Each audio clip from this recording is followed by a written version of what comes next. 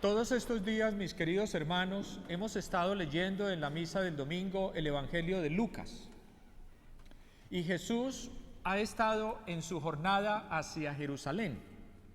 Como les mencionaba hace algunos días, algunos domingos que estuve, el Evangelio de Lucas comienza con Jesús en Jerusalén. Recuerda cuando él estuvo en el templo de Jerusalén, y termina en Jerusalén. Ya cuando sucede esto, ya está él en Jerusalén, de acuerdo al plan del Evangelio de Lucas. Y allí él se envuelve en debates con la gente en liderazgo del pueblo de Israel. Varios debates. ¿Recuerdan cuando alguien le preguntó a Jesús con qué autoridad hacía él lo que hacía? ¿Recuerdan? ¿Recuerdan cuando alguien le preguntó si estaba bien pagar impuesto a los romanos o no? Y ahora le ponen un caso que realmente es muy difícil que suceda. De acuerdo a la ley de Moisés,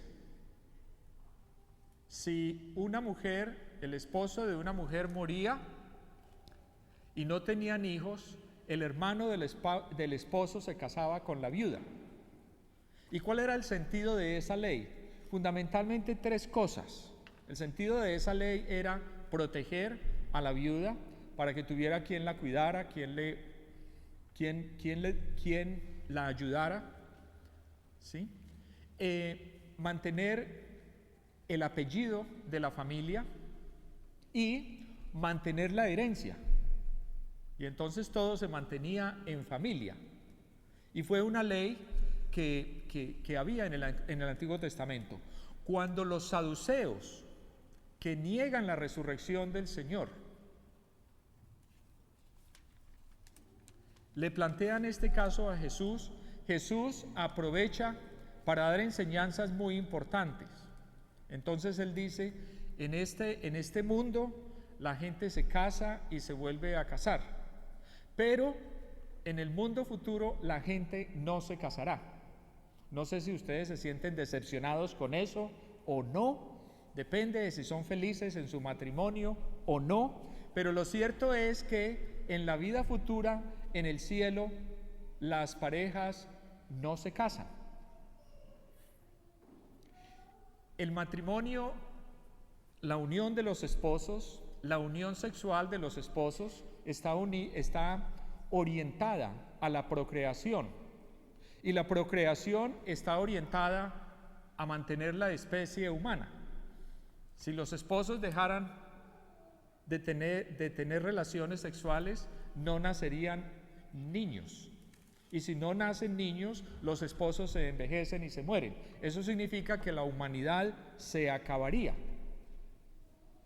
Pero esa ya no es una preocupación en el cielo, porque como dice el Señor, en el cielo no morirán, en el cielo será la vida eterna.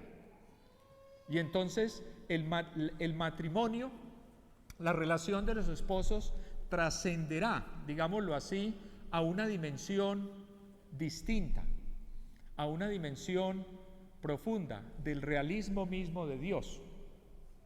Nuestra fe no nos da detalles acerca de cómo es el cielo y qué va a pasar, pero sí claramente nos dice que en el cielo no habrá matrimonio. Y este Evangelio, hermanos, nos ayuda a pensar a entender con más profundidad de por qué el sacerdote no se casa. Porque en el cielo la gente no se casa, y porque el celibato sacerdotal es un signo de la vida en el cielo. El sacerdote es un signo de la vida del reino, con su vida, debe ser. Por otra parte, ustedes saben que Jesús no se casó. Jesús fue célibe, él no se casó, y el sacerdote trata de conformar su vida a la vida misma de Cristo. Moisés creyó en la resurrección del Señor. Los saduceos no creían en la resurrección, no creían en los ángeles, no creían en el juicio futuro, en el juicio personal. Para ellos, la única autoridad era el libro del Pentateuco, la ley, la Torá. Libro del Pentateuco, Génesis, Éxodo, Números, Levítico y Deuteronomio. Entonces, el Señor utiliza el libro del Éxodo, cuando el Señor cita el libro del Éxodo, cuando Dios de Abraham, Dios de Isaac y Dios de Jacob, eso está en el libro del Éxodo, cita algo en lo que ellos creen, para darles una enseñanza y para mostrarles que la vida del cielo, la vida eterna, es distinta a la vida en esta tierra. El Señor Dios reveló a su pueblo acerca de la resurrección en una forma progresiva. En una forma progresiva el Señor lo fue enseñando. Estamos aquí en el libro del Éxodo, Antiguo Testamento. La primera lectura de hoy del libro de los Macabeos claramente habla de la resurrección, de la vida futura, de la vida eterna, de la vida que Dios ofrece a los justos. Y también encontramos de la resurrección en el profeta Daniel. Dios, en una forma progresiva, fue enseñando a la humanidad acerca de la resurrección. La esperanza en la resurrección es consecuencia de la fe en Dios creador. Dios creador creó al hombre y a la mujer con cuerpo y con espíritu, y creó el espíritu para vivir siempre. En la resurrección futura, los cuerpos también van a resucitar, pero van a ser cuerpos gloriosos. Y entonces va a ser lo que nos dice nuestra fe, el cielo, el encuentro con Dios. Como les digo, nuestra fe, hermanos, no nos da detalles como quisiéramos saber. Cada uno de nosotros quisiéramos saber muchos detalles acerca de la vida eterna, pero ese no es el caso. La fe en la resurrección descansa en nuestra fe en Dios. Dios no es un Dios de muertos, sino de vivos, porque para Él todos viven. O sea, en ese texto del Éxodo que cita el Señor, Abraham, Isaac y Jacob habían muerto hacía muchos años para la vida terrena, pero para Dios estaban vivos. Esa es una clara afirmación de la resurrección. Ser testigos de Cristo es dar testimonio de la resurrección.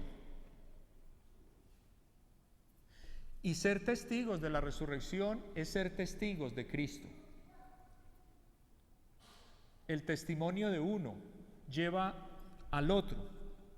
Y nosotros creemos que así como Jesucristo resucitó de entre los muertos, los justos también van a vivir por siempre con Él en el cielo. La resurrección, mis queridos hermanos, es una enseñanza, es una verdad esencial de nuestra fe. La palabra de Dios nos invita hoy a creer en la resurrección. Cada domingo es Pascua, porque cada domingo celebramos la resurrección del Señor. Y esta verdad de nuestra fe es esencial. Y nosotros la profesamos cada domingo que venimos a participar en la misa. Continuemos, hermanos, nuestra celebración, orando al Señor para que crezca nuestra fe, para que se profundice en nuestra fe, para que a través de la palabra que hemos escuchado, nosotros conozcamos más profundamente el misterio mismo de Cristo, Cristo que está vivo, Cristo que ha resucitado de entre los muertos, y Cristo que nos invita a nosotros a creer en Él, para que creyendo en Él tengamos vida eterna.